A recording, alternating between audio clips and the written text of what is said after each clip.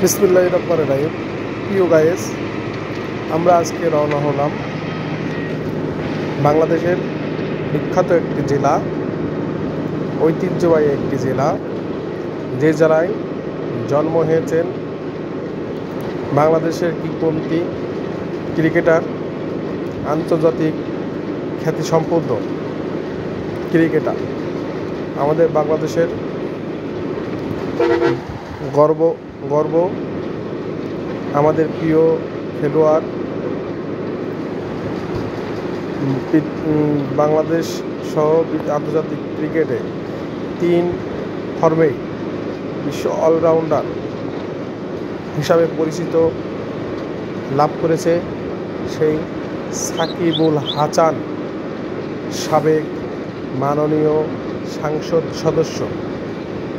তার বাসার উদ্দেশ্যে আজকে আমরা রওনা হয়েছি। আমরা আর কিছুক্ষণের মধ্যে মাগুরার পৌঁছিয়ে যাব এবং মাগুরার বিখ্যাত মাগুরার ব্রিজ আমরা কাছাকাছি চলে এসেছি। মাগুরার ব্রিজের কাছাকাছি আমরা এসেছি।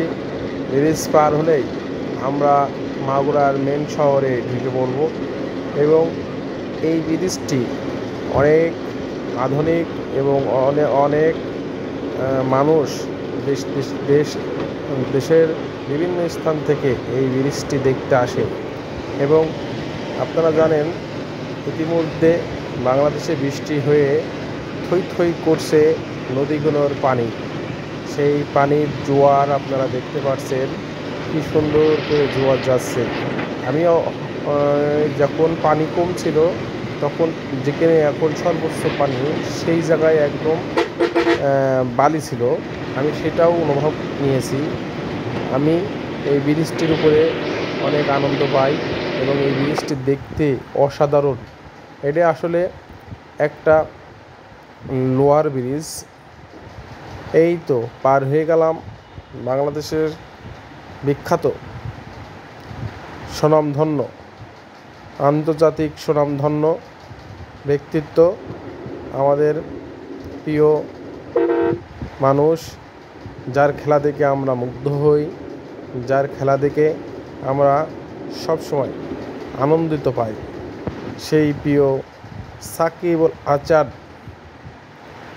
আমরা ইতিমধ্যে জানতে পেরেছি মাগুরায় তার ডাক নাম হিসাবে সবাই চিনত ফয়সাল।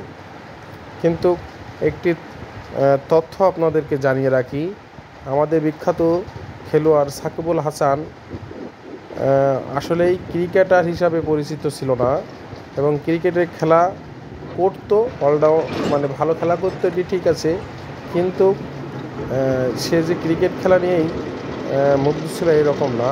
তিনি একজন ফুটবলার হিসাবে বিকেএসপিতে সে ভর্তি হন বা চান্স পান। বিকেএসপিতে সে ফুটবলের খেলার সাথে সংযুক্ত ছিল। হঠাৎ করেই সে ক্রিকেটে পা দেয়। সবাইকে ধন্যবাদ, সবাই দোয়া